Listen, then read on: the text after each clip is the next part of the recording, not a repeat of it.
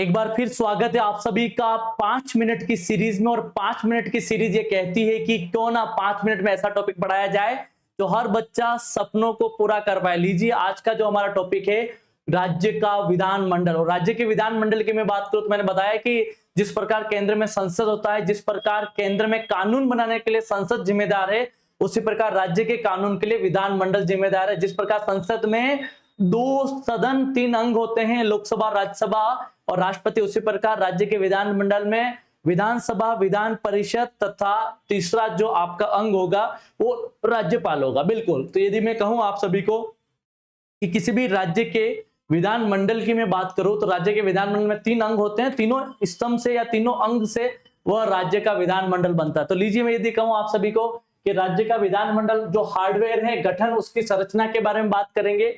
राज्य का विधानमंडल के अंदर एक राज्यपाल होता है, विधानसभा होती है और विधान परिषद होती है। यदि है मतलब 6 राज्य ऐसे जहां पर विधान परिषद इसके अलावा नहीं है। और ये जो विधानमंडल है वो आर्टिकल नंबर 168 में आता है। इस बात का आपको ध्यान रखना है। 5 मिनट में पूरा टॉपिक आपका होने वाला, चिंता ना करें।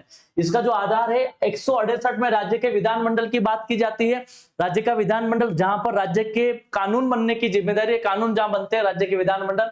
आर्टिकल नंबर 169 विधान परिषद का उत्पादन या सृजन, मतलब यानी मैं सृजन की भी बात करूं, विधान परिषद के सृजन की बात जो है वो बात जो है आर्टिकल नंबर 169 में। और 170 में विधानसभा की बात की जाती है और 171 में विधान परिषद की बात की जाती है। यदि मैं सदस्यों की बात करूं कि कोई इंसान सदस्य बनेगा, उसकी अर्हता क्या होगी, तो आर्टिकल नंबर 172 में विधानमंडल की अवधि की बात है। आप सभी को पता है विधानमंडल में विधानसभा 5 साल होता है, विधान परिषद 6 साल होता है। आर्टिकल नंबर 174 में सदस्यता के लिए अर्हता यानी अयोग्यता क्या हो सकती है, वो आर्टिकल नंबर 174 में।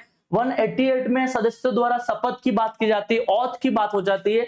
फिर आर्टिकल नंबर 191 में सदस्यों के लिए निरर्हता की बात होती है। फिर हम बात करते हैं आर्टिकल्स को आगे बढ़ाएं, सदन के जो पदाधिकारीगण होंगे वो विधानसभा के अंदर की बात करें या विधान परिषद में बात करें तो विधानसभा में अध्यक्ष और उपाध्यक्ष होते हैं सदन को चलाने के लिए, विधानसभा के अध्यक्ष। और बात करें ये जो जिस आर्टिकल में आते हैं वो आर्टिकल नंबर 178 में है। और 182 में सभापति, विधान परिषद में सभापति और उप सभापति होता है। फिर बात करें कि आर्टिकल नंबर 179 में पद जो रिक्त होता है, त्याग पत्र होता है, उसको कैसे हटाया जाता है, इसके बारे में विधानमंडल के बारे में बताया गया आधा।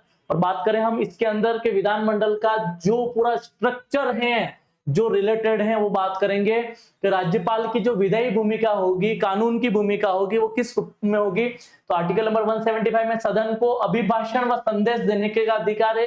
फिर बात करते हैं आर्टिकल नंबर 176 में राज्यपाल का विशेष अभिभाषण की बात करता है। फिर बात करते हैं कि आर्टिकल नंबर 201 में राष्ट्रपति के विचार के लिए आरक्षित विधेयक है। फिर बात करें राज्य का वित्तीय विभाग यानी पैसों से रिलेटेड बात जिस आर्टिकल में होगी, आर्टिकल नंबर 199 धन विधेयक की परिभाषा तय करता है कि कौन किस में क्या होगा।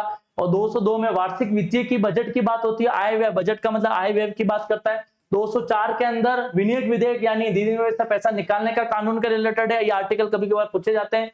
और आर्टिकल नंबर 207 में विधि विधेयक के बारे में विशेष उपबंध है जिसको हमें पढ़ना है। फिर बात करते हैं इसकी शक्तियां, पावर्स और लिमिटेशन क्या है। आर्टिकल नंबर 194 में विधानमंडल के सदस्य व सदन समिति की शक्तियों के बारे में लिखा हुआ है जिसको हमें समझना पड़ेगा। और आर्टिकल नंबर 212 में न्यायालय द्वारा विधानमंडल की कार्यवाहियों की जांच नहीं किया जाना है, यानी शक्तियों के पृथक्करण का सिद्धांत है।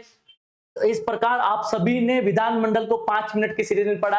आपको लगता है बेस्ट सीरीज है? क्या हम आने वाले टाइम में अलग अलग सब्जेक्ट की चला सकते हैं? यदि हाँ तो आप एक प्यारा सा कमेंट दीजिए। Thank you so much, wish you all the best.